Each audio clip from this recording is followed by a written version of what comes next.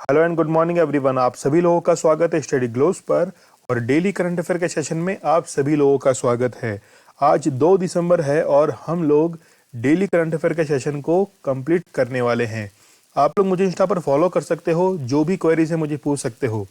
अच्छा, कल मैंने आप लोगों को एक बात बताई थी निष्काम कर्म योग की। क्या वो आप लोगों के वो बात समझ में आई है? मतलब फल की इच्छा जो है वो नहीं करनी है, केवल अपने कर्मों पर ध्यान देना है। आप लोग मुझे इंस्टा पर फॉलो कर सकते हो, जो भी क्वेरीज है मुझे पूछ सकते हो। उसके साथ में ही लेक्चर की पीडीएफ आप लोगों को दीपक इंदौरा ऑफिशियल टेलीग्राम चैनल पर अवेलेबल करवा दी जाती है और जल्दी जो है वो आप लोगों के लिए क्विज भी अपलोड कर दी जाएंगे, तो आप लोगों को क्विज अटेम्प्ट करना है। चलिए 2 दिसंबर के हम लोग करंट अफेयर को शुरू करते हैं पहले क्वेश्चन के साथ में। रिसेंटली ट्विटर के नए सीईओ जो है वो अपॉइंट किए गए हैं। जैक डॉर्सी को रिप्लेस करेंगे। पराग अग्रवाल को अपॉइंट यहाँ पर किया गया है।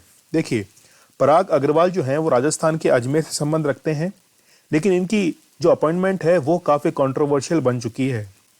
एक तरफ अमेरिका के नागरिक जो हैं वो इस चीज़ का अपोज कर रहे हैं कि यदि किसी व्यक्ति ने 2010 के अंदर ट्विटर पर ऐसा कोई पोस्ट किया है जिसमें वो नस्लीय भेदभाव को बता रहा है, रेसिज्म को बता रहा है, तो आज यदि वो ट्विटर का सीईओ बनता है तो अब वर्तमान में जो अपॉइंट किया गया है व्यक्ति पराग अग्रवाल, वो भविष्य के अंदर ट्विटर के अब इसी कैंपेन को आगे बढ़ाएगा। आपको पता है कि काफ़ी ज़्यादा ये कंट्रोवर्शियल अपॉइंटमेंट रही है। यहाँ पर आप लोग देख सकते हैं कि एक भारतीय के हाथ में जो है वो सीईओ की कमान आ चुकी है और मैक्सिमम सीईओ इंडियंस बने हैं। इस बात से पाकिस्तान काफ़ी परेशान है, उसके पेट में काफ़ी गुदगुदाहट हो रही है, क्योंकि पाकिस्तान ने एक ट्वीट के माध्यम से, यानी कि वहाँ के बहुत बड़े अधिकारी हैं, उन्होंने ट्वीट कर ये कहा कि क्या कभी कोई मुस्लिम व्यक्ति सीईओ के पद पर बैठा है? तो ये क्या है, उनके प्रीजुडिश है जो कि उन्होंने अपने ट्विटर अकाउंट से बताए हैं। हम लोग बात करने जा रहे हैं ट्विटर की, तो सीईओ अपॉइंट कर दिए गए हैं। जैक डॉर्सी के स्थान पर कौन? यहाँ पर पराग अग्रवाल। ट्विटर को एस्टेब्लिश किया गया था 21 मार्च 2006 को। हेडक्वार्टर्स है कैलिफोर्निया यूएसए के अंदर और सीईओ पराग अग्रवाल को अपॉइंट कर दिया गया है। टॉप सीईओज हम लोग देख लेते हैं। अमेजन की बात करें तो एंडी जैसी सीईओ है। व्हाट्सएप के हैं सीईओ विल कैचकार्ट। इसके साथ में ही एप्पल के सीईओ है टिम कुक। यूट्यूब के सीईओ कौन है, पूछा गया था रिसेंटली, शायद ये एनटीपीसी के एग्जाम के अंदर पूछा गया था। सुजैन वॉज किकी जो है ये क्या है, यूट्यूब के सीईओ है। फेसबुक के सीईओ मार्क जुकरबर्ग। चलिए, संकटग्रस्त लोगों की सहायता करने के लिए कॉल योर कॉप ये मोबाइल ऐप जो है ये विकसित की गई है। किसके द्वारा? नागालैंड गवर्नमेंट के द्वारा इसको विकसित किया गया है। कोई भी व्यक्ति यदि कोई संकट में फंसा है तो नागालैंड की पुलिस जो है वो इससे सीधा संपर्क करेगी, तो सीधे पुलिस से संपर्क करने में सक्षम बनाएगी।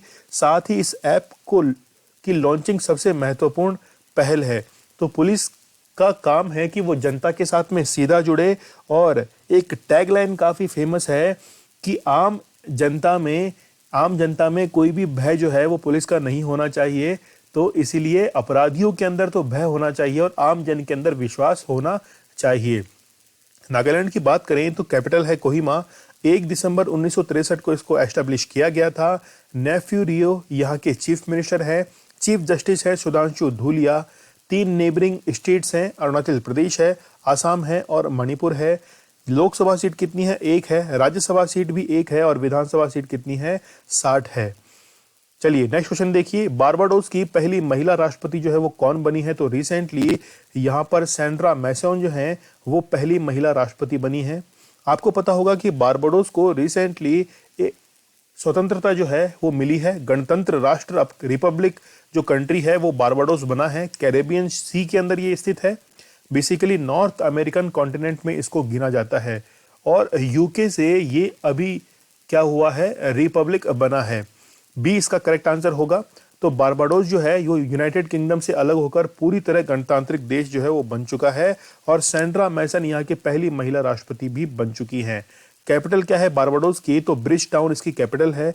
करेंसी है बारबाडोस डॉलर और यहाँ के प्रेसिडेंट है दैम सैंड्रा मैसन।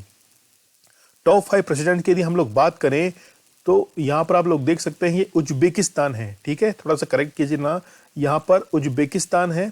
इसके जो प्रेसिडेंट हैं वो कौन है? शेवकांत मिरीजियोव है। इसके साथ में ही गोवेना के, तो ये नाम अटपटे हैं, बेसिकली इतना पूछा नहीं जाएगा, तो केवल आप लोग इसको एक बार गो थ्रू इसे हो सकते हैं। नेक्स्ट देखिए, 7वां भारत अंतर्राष्ट्रीय विज्ञान महोत्सव का आयोजन कहाँ पर होगा? तो इसका आयोजन जो है वो गोवा के पणजी के अंदर किया जाएगा। गोवा जो है वो भारत का पहला ऐसा स्टेट है जो कि 100% नल से जल पहुंचाने वाला राज्य बना है। यदि पूछा जाए कि भारत का पहला कोरोना फ्री स्टेट कौन सा है, तो वो गोवा है। जहां पर आर्टिकल 44 यानी कि कॉमन सिविल कोड लागू है, वो भी गोवा है। और गोवा की खोला मिर्च जो है, इसको क्या दिया गया है? जीआई टैग भी दिया गया है। तो यहाँ पर आप लोग देख सकते हैं कि अंतर्राष्ट्रीय विज्ञान महोत्सव का 7वां संस्करण 10 से 13 दिसंबर 2021 तक पणजी गोवा के अंदर आयोजित होने वाला है। ठीक है, विषय क्या रखा गया है? समृद्ध भारत के लिए विज्ञान, प्रौद्योगिकी और नवाचार में रचनात्मक का जश्न मनाना। वेन्यू गोवा है, ठीक है। पणजी में एडिशन कौन सा है? 7th इसका एडिशन है। गोवा की यदि हम लोग बात करें तो 30 मई 1987 को एस्टेब्लिश किया गया था। कैपिटल है पणजी और चीफ मिनिस्टर कौन है गोवा के? प्रमोद सावंत जो हैं वो यहाँ के चीफ मिनिस्टर हैं। गवर्नर हैं P Sreedharan Pillai. Chief justice हैं दीपांकर दत्ता और 2 नेबरिंग स्टेट्स हैं महाराष्ट्र और कर्नाटका। चलिए, लोकसभा सीट कितनी है गोवा की? 2 लोकसभा सीट है, 1 राज्यसभा सीट है और असेंबली सीट है यहाँ की 40। क्या मुझे आप लोग कमेंट सेक्शन में बता सकते हैं कि किसी स्टेट के लिए मिनिमम असेंबली सीट जो है ये कितनी हो सकती है? Which is the smallest state in India in terms of area? तो गोवा जो है सबसे छोटा राज्य है क्षेत्रफल के अकॉर्डिंग। गोवा लिबरेशन डे जो है ये कब सेलिब्रेट किया जाता है? तो ये 19 दिसंबर को सेलिब्रेट किया जाता है। Which is the biggest dam of Goa?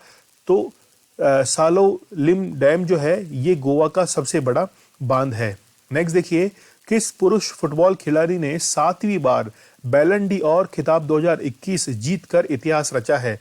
तो रिसेंटली लियोनेल मेसी जो हैं इनके द्वारा 7वीं बार बैलन डी और खिताब को जीता गया है और इतिहास जो है वो इन्होंने रच दिया है। अर्जेंटीना की ये फुटबॉल खिलाड़ी हैं और रिसेंटली इन्होंने क्लब जो ब्रिटेन का एक क्लब था उसको इन्होंने छोड़ा भी था। ठीक है, इसके बाद देखिए मेसी जो है, लियोनेल मेसी, इनके जो है अब 7 रिकॉर्ड हो गए हैं। तो 36 जो है वो रोनाल्डो के हैं। 5 बार इन्होंने ये सम्मान जो है वो रोनाल्डो ने पाया है। ठीक है, चलिए, मेसी ने 2009 के अंदर पहली बार बेस्ट प्लेयर ऑफ अवार्ड को हासिल किया था। उसके बाद में फिर 2010, 11, 12, 15, 19 और 21 में ये खिताब जो था वो अपने नाम किया था। फीफा की यदि हम लोग बात करें तो एस्टैब्लिश किया गया था 21 मई 1904 को। हेडक्वार्टर्स कहाँ है? ज्यूरिख स्विट्जरलैंड में और प्रेसिडेंट हैं कौन? Gianni Infantino. नेक्स्ट देखिए, किस जापानी अभिनेत्री को UNESCO goodwill ambassador recently appoint किया गया है? तो नाओमी कावासे जो है इनको रिसेंटली अपॉइंट किया गया है। जापानी अभिनेत्री हैं, तो जापानी फिल्म निर्देशक नाओमी कावासे को सांस्कृतिक और रचनात्मक उद्योगों के लिए यूनेस्को सद्भावना राजदूत जो है गुडविल एम्बेसडर ये अपॉइंट किया गया है। यूनेस्को की फुल फॉर्म आप लोग को आनी चाहिए, United Nations Educational, Scientific and Cultural Organization. Establish किया गया था 16 नवंबर 1945 को। पेरिस फ्रांस के अंदर इसके हेडक्वार्टर्स हैं और प्रेसिडेंट है ऑड्रे अजोले। अगला देखिए, अंबुजा सीमेंट्स और एसीसी सीमेंट्स ने किस आईआईटी के साथ उन्नत तकनीक वाली कम कार्बन सामग्री कैलक्लाइंट क्ले सीमेंट को विकसित करने के लिए समझौता किया है? तो रिसेंटली यहाँ पर आईआईटी दिल्ली जो है, बी इसका करेक्ट आंसर है, इसके साथ में समझौता किया गया है। देखिए, सीमेंट प्लांट वहां लगते हैं जहां पर एनवायरनमेंट के अंदर मॉइस्चर की मात्रा कम है, इसलिए राजस्थान के अंदर मैक्सिमम आपको सीमेंट प्लांट जो है वो देखने को मिलेंगे। तो अब आईआईटी दिल्ली के साथ में ये एमओयू यहाँ पर साइन किया गया है ताकि उन्नत तकनीक से कम कार्बन वाली सामग्री जो है इसको निर्मित किया जा सके। ठीक है, चलिए, टॉप 5 आईआईटीज की यदि हम लोग बात करें तो रिसेंटली एक रोबोट डेवलप किया गया था, होमोसैप इसका नाम था, जो कि क्लीनिंग सेफ्टी टैंक्स की करता है। कैसे? ऑटोमेटिक। तो आईआईटी मद्रास के द्वारा इसको डेवलप किया गया था। फर्स्ट ऑक्सीजन रेशनिंग डिवाइस जो है जिसका नाम है एमलेक्स, ये डेवलप किया गया था आईआईटी रोपड़ के द्वारा। इसके बाद में जीवन वायु जो है बेसिकली एक ब्रीथिंग डिवाइस है, इसको निर्मित किया गया था आईआईटी रोपड़ के द्वारा। अर्ली साइक्लोन डिटेक्शन टेक्निक, इसको डेवलप किया गया था आईआईटी खड़गपुर। ठीक है, तो ये काफी इंपॉर्टेंट फैक्ट्स हैं, देख लेना आप लोग ध्यान से इनको। India's first indigenous temperature recording device जो है एम्बीटेक इसको डेवलप किया गया था आईआईटी रोपड़ के द्वारा।